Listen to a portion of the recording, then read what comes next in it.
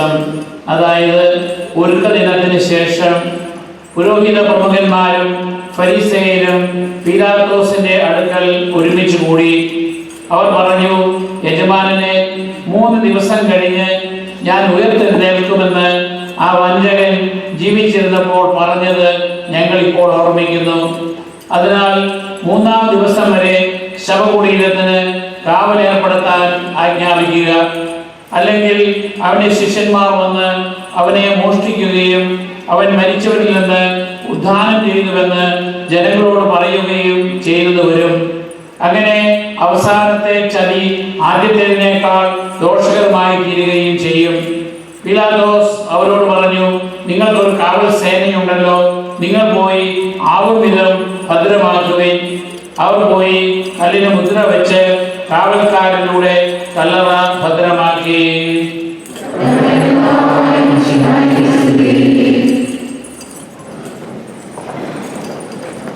പ്രിയപ്പെട്ടവരെ, ഈശോ തന്റെ പരസ്യ ജീവിതകാലത്ത് 3 പ്രാവശ്യം പറഞ്ഞിട്ടുണ്ട്, മനുഷ്യപുത്രൻ പാപികളുടെ കൈകളിൽ ഏൽപ്പിക്കപ്പെടുകയും അവര് പീഡിപ്പിക്കുകയും കുരിശിൽ മരിക്കുകയും എന്നാൽ ഉദ്ധാനം ചെയ്യുകയും ചെയ്യും. അവിടെ എപ്പോഴെല്ലാം ഈശോ തന്റെ സഹനത്തെക്കുറിച്ച് പറയുമ്പോഴും പ്രത്യാശയുള്ള തന്റെ ഉദ്ധാനത്തെക്കുറിച്ച് പറയുന്നുണ്ട്. അതുപോലെ തന്നെ ഈശോ രക്ഷകനാണ് എന്നതിന് തെളിവ് ചോദിക്കുമ്പോൾ ഈശോ പറഞ്ഞ ഒന്നിതാണ്, നിങ്ങൾ ഈ ആലയം നശിപ്പിക്കുക, 3 ദിവസത്തിനകം ഞാനത് പുനരുദ്ധരിക്കും. അത് ഈശോ തന്നെ ജീവനെ കുറിച്ചാണ് പറഞ്ഞത്. വേറൊന്ന്, യോന പ്രവാചകന്റെ അടയാളമല്ലാതെ മറ്റൊന്നും പറയാനില്ല.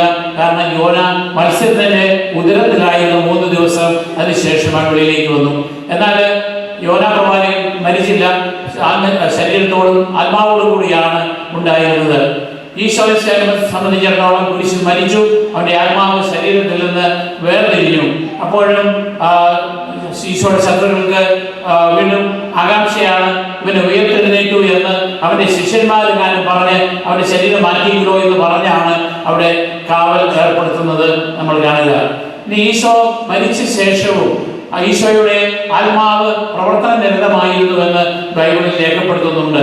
അതായത് പത്രോസിന്റെ 1-ാം ലേഖനം 3-ാം അധ്യായം 19 മുതൽ 20 വരെയുള്ള വാക്യങ്ങളിൽ നമ്മൾ ഇപ്രകാരം വായിക്കുന്നു, ആത്മാവോട് കൂടെ ചെന്ന് അവൻ ബന്ധനസ്ഥരായ ആത്മാക്കളോട് സുവിശേഷം പ്രസംഗിച്ചു.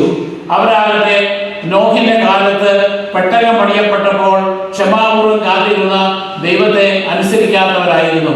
അങ്ങനെ അബ്രാഹത്തിന്റെ മടിയിൽ കഴിഞ്ഞിരുന്ന ദൈവം മനുഷ്യരെ തേടി ഈശോ പാതാളങ്ങളിലേക്ക് ചെല്ലുകയാണ്.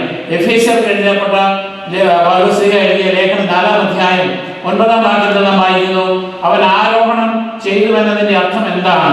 അവൻ ഭൂമിയുടെ അധോഭാഗങ്ങളിലേക്ക് ഇറങ്ങിയെന്ന് കൂടി അല്ലേ? അപ്പസ്വരന്മാരുടെ വിശ്വാസ പ്രമാണത്തിൽ നമ്മൾ വായിക്കുന്നുണ്ട്, അവൻ പാതാളങ്ങളിൽ ഇറങ്ങി 3-ാം ദിവസം മരിച്ചവരിൽ നിന്ന് ഉദ്ധാനം ചെയ്തു. അപ്പോൾ എന്താണ് ഈ പാതാളങ്ങളിൽ ഇറങ്ങി എന്ന് പറഞ്ഞാൽ? നമുക്കറിയാം, ഒരാൾ മരിച്ചു കഴിഞ്ഞാൽ ഭൂമിക്ക് അടിയിലേക്ക് കുഴിച്ചിടുകയാണ്. അപ്പൊ അതുകൊണ്ട് പഴയ കാലഘട്ടത്തിലെ സങ്കല്പം അനുസരിച്ച് മരിച്ചവർ നല്ലവരായാലും മോശപ്പെട്ടവരായാലും അവര് ഈ ഭൂമിയുടെ അധോഭാഗങ്ങളിലേക്ക് ആണ് പോവുക. പക്ഷെ 2 അറകളുണ്ട്, ഒന്ന് അബ്രാഹത്തിന്റെ മടിയും മറ്റൊന്ന് നരകവും. ഇത് തങ്ങളിൽ ഒരു വലിയ ഗർത്തവുമുണ്ട് എന്ന് നമ്മുടെ ധനവാന്റെയും ലാസറിന്റെയും കഥയിൽ വായിക്കുന്നുണ്ട്. എന്നാൽ ഇവിടെ ഈശോ മരിച്ചവരിൽ നിന്ന് ഉദ്ധാനം ചെയ്യുന്നത് വരെ ജെറുസലേം ദേവാലയത്തിന്റെ തിരശ്ശീലയ്ക്ക് ഡിവിഷനില്ല, ഒറ്റ ശിലയാണ്. അതായത് പ്രധാന പുരോഹിതൻ പാപമോചനത്തിനായി ആണ്ടിലൊരിക്കൽ മാത്രം പുതുവത്സരം ആരംഭിക്കുമ്പോൾ, യഹൂദനുസരിച്ച് ആരംഭിക്കുമ്പോൾ പുരോഹിതന് മാത്രമേ ഉള്ളൂ അതിവിശുദ്ധ സ്ഥലത്ത് പ്രവേശിച്ച് ബലിയർപ്പിക്കാനും തന്റെ ജനസമൂഹത്തിന്റെയും പാപപരിഹാരമായിട്ട് ബലിയർപ്പിക്കാൻ പ്രവേശിക്കുകയുള്ളൂ. ഇവിടെ പ്രധാന പുരോഹിതനായ ഈശോ മിശിഹ ഈ തന്റെ മരണത്തോടുകൂടി ആ ശില 2ആയിട്ട് കീറി സ്വർഗത്തിന്റെ കവാടം തുറക്കുകയാണ്. അങ്ങനെ തുറക്കുന്ന അവസരത്തില് എല്ലാവർക്കും ആദാം ഹവ്വ ഉൾപ്പെടെ അവർക്ക് സ്വർഗരാജ്യത്തിലേക്ക് പ്രവേശിക്കുവാനായിട്ട് ആ വാതിൽ തുറക്കുകയാണ്. അതുകൊണ്ടാണ് ടർക്കിയിൽ ഈസ്താംബൂളിലെ കോറ എന്ന് പറയുന്ന സെമിത്തേരി ചാപ്പലില് നമ്മളിപ്പോൾ ചെന്നാലും അവർക്ക് ഒരു ഐക്കൺ, ഒരു ചിത്രമുണ്ട്. നമ്മൾ ഇന്റർനെറ്റിൽ സെർച്ച് ചെയ്താൽ കാണാം. അതിനകത്താണ് ഒരു ശവകുടീരം, അതിനെ ക്രോസ് ചെയ്തുകൊണ്ട് ഒരു കുരിശ്, ആ കുരിശിൽ ചവിട്ടി പിടിച്ചുകൊണ്ട് ഈശോ ആദാമിന്റെയും ഹവ്വായുടെയും ക്രിസ്റ്റിൽ പിടിച്ച് അവരുടെ ശവകുടീരത്തിൽ നിന്നും അവരെ ഉയർത്തുന്നതാണ്.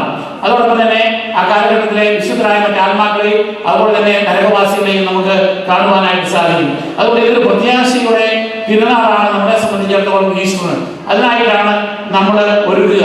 അപ്പൊ അതുകൊണ്ട് ഒരു വിശ്വാസിയും അവിശ്വാസിയും തമ്മിലുള്ള വ്യത്യാസം, നമ്മുടെ മരണത്തോട് അടുക്കുമ്പോൾ നമുക്ക് പ്രത്യാശയുണ്ട്, നമ്മളൊരു നിരാശരല്ല. കാരണം നമ്മളെ കൈപിടിച്ചുയർത്തുന്ന ആദാമിനെയും ഹവ്വായെയും അവരുടെ കരങ്ങളിൽ പിടിച്ച് ആ ശവകുടീരത്തിൽ നിന്ന് ഉയർത്തിയ മിശിഹ നമുക്ക് വേണ്ടി സ്വർഗ്ഗ കവാടങ്ങൾ തുറന്നിട്ടുണ്ട്. അവന്റെ ആത്മാവ് അപ്പോഴും മരിച്ച സമയത്ത് പോലും ആ വൃത്തിയില്ല അധോലോകത്തിൽ ചെന്ന് അബ്രാഹത്തിന്റെ മടിയിൽ കഴിയുന്ന ആളുകളോട്, അതുപോലെ തന്നെ നിരാശരായി കഴിയുന്ന ജനങ്ങളോട് സുവിശേഷം പ്രസംഗിക്കുകയാണ്.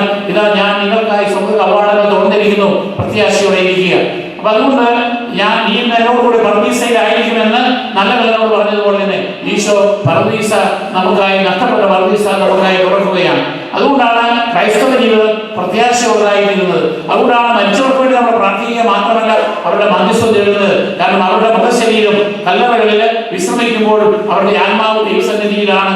അവര് നമുക്ക് വേണ്ടി മധ്യസ്ഥം വഹിക്കുവാനായിട്ട് സാധിക്കും. ഇനി നമ്മളെ സംബന്ധിച്ചിടത്തോളം ഇന്ന് നമ്മൾ പ്രത്യേകമായിട്ട് ഒരുങ്ങുന്നത് ഒരു ആത്മീയ നവീകരണമാണ്. കാരണം ഈശോയുടെ ഉയർപ്പ് തിരുനാളിൽ നമ്മൾ പങ്കെടുക്കണമെങ്കിൽ ഈശോ മരിച്ച് ഭൂമിയിൽ അടക്കപ്പെട്ട് സ്വർഗത്തിലേക്ക് ഉയർന്നതുപോലെ തന്നെ യോർദാൻ നദിയിൽ വെച്ച് ഈശോ മാമോദീസ സ്വീകരിച്ചതുപോലെ നിക്കോദേമസിനോട് പറഞ്ഞത് നീ വീണ്ടും ജനിക്കാതെ സ്വർഗരാജ്യത്തിൽ പ്രവേശിക്കുകയില്ല. അതെങ്ങനെയാണ്?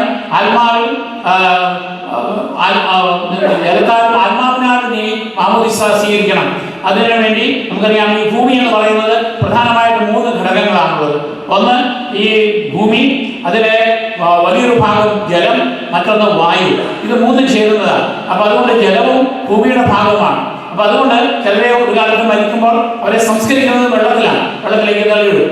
അപ്പൊ അതുപോലെ ഈ വെള്ളത്തില് ഇറങ്ങി പൊങ്ങുമ്പോൾ അത് മരിച്ച് ഉയർത്തെഴുന്നേൽക്കുന്നതിന് സമാനമായിട്ടാണ് മാമോദീസായെ കണക്കാക്കുന്നത്. പൗരസ്ത്യ സഭകളുടെ പാരമ്പര്യം അനുസരിച്ച് തലയിൽ വെച്ച് വെള്ളം ഒഴുകുകയല്ല, മറിച്ച് കുളത്തിൽ കൊണ്ടുപോയി പള്ളിയോടനുബന്ധിച്ച് കുളം കാണും. ആ കുളത്തിലെ അല്ലെങ്കിൽ തോട്ടില് അവരെ മുക്കി പൊക്കണം. അത് പിന്നീട് ആരാധനാക്രമം പരിഷ്കരിച്ചപ്പോൾ അപ്രകാരം ചെയ്യണമെന്ന് ഞാൻ നിർദ്ദേശിക്കുകയും, എന്നാൽ അതേസമയം നമ്മുടെ പ്രധാനമാർ പറഞ്ഞിരിക്കുന്നത് അത് പ്രായോഗികമല്ല, ഈ പള്ളികളിലൊക്കെ കുളം ഉണ്ടാക്കി എല്ലാത്തിനെയും കൊണ്ട് കുളിപ്പിച്ചെടുക്കുക. അതുകൊണ്ട് ലത്തീൻ രീതിയിൽ തലയിൽ വെള്ളം വിശാലത്തിൽ ഒഴിച്ച് മാമോദീസ വെക്കാനുള്ള പ്രത്യേക അനുവാദം വാങ്ങിക്കുകയായിരുന്നു. അപ്പൊ അതുകൊണ്ട് നമ്മുടെ മാമോദീസ എന്ന് പറയുന്നത് ക്രിസ്തുവിനോടുകൂടി മരിച്ച് അടക്കപ്പെട്ട് ഉയർത്തെഴുന്നേൽക്കുക, ഒരു പുതുജീവൻ പ്രാപിക്കുക. അതുകൊണ്ട് നമ്മുടെ പാപമാലിന്യങ്ങൾ, നമ്മുടെ ഭൗതികമായ മാലിന്യങ്ങൾ കഴുകിക്കളയുന്നത് പോലെ തന്നെ പാപമാലിന്യങ്ങൾ കഴുകിക്കളയുന്നതിനെയാണ് ഇത് അനുസ്മരിക്കുക. അതുകൊണ്ട് അതോടൊപ്പം തന്നെ നമ്മുടെ മാമോദീസയുടെ സമയത്ത് നമ്മുടെ ദൈവവുമായി ഉടമ്പടി ചെയ്യുകയാണ്. വിവാഹവേളയിൽ വധൂവരന്മാര് ഉടമ്പടി ചെയ്യുന്നുണ്ട്. ഇന്നു മുതൽ മരണം വരെ സുഖത്തിലും ദുഃഖത്തിലും ആരോഗ്യത്തിലും അനാരോഗ്യത്തിലും സമ്പത്തിലും ദാരിദ്ര്യത്തിലും ഏകമനസ്സോടുകൂടി ജീവിച്ചു കൊള്ളാം എന്ന് പറയുന്നത് പോലെ തന്നെ മാമോദീസയുടെ സമയത്ത് നമ്മുടെ ദൈവത്തിനുമായി ഉടമ്പടി ചെയ്യുകയാണ്. ഇന്നു മുതൽ മരണം വരെ സുഖത്തിലും ദുഃഖത്തിലും സമ്പത്തിലും ദാരിദ്ര്യത്തിലും ആരോഗ്യത്തിലും അനാരോഗ്യത്തിലും ഞാൻ അങ്ങയുടെ ശിഷ്യനായി എക്കാലവും നിലനിൽക്കുന്നതാണ്. ആ ഉടമ്പടിയാണ് നമ്മൾ ഇപ്പോൾ നവീകരിക്കാൻ പോകുന്നത്. അപ്പൊ അതുകൊണ്ട് നമ്മൾ വലിയ വെള്ളം അനുകരിക്കുന്നു. അതോടൊപ്പം തന്നെ മാമോദീസയുടെ അവസരത്തിൽ നമ്മുടെ ആത്മീയ അന്ധകാരത്തിന് പകരമായി ലോകത്തിന്റെ പ്രകാശമായ മിശിഹ ഈശോ പറഞ്ഞു, ഞാനാണ് വഴി, ഞാനാണ് സത്യം, ഞാനാണ് ജീവൻ. ആ വഴി സത്യവും ജീവനുമായ ആ പ്രകാശമാകുന്ന ഈശോയെ സ്വീകരിക്കുന്ന പ്രതീകമായിട്ടാണ് നമ്മൾ വീണ്ടും മെഴുകുതിരി കത്തിച്ചു പിടിച്ച് നമ്മുടെ വിശ്വാസ പ്രമാണം ഏറ്റുചൊല്ലുക. അതോടൊപ്പം തന്നെ അതുകൊണ്ട് നമ്മൾ വിശുദ്ധ ജനം നമ്മുടെ മേൽ തെളിയിക്കുന്നു.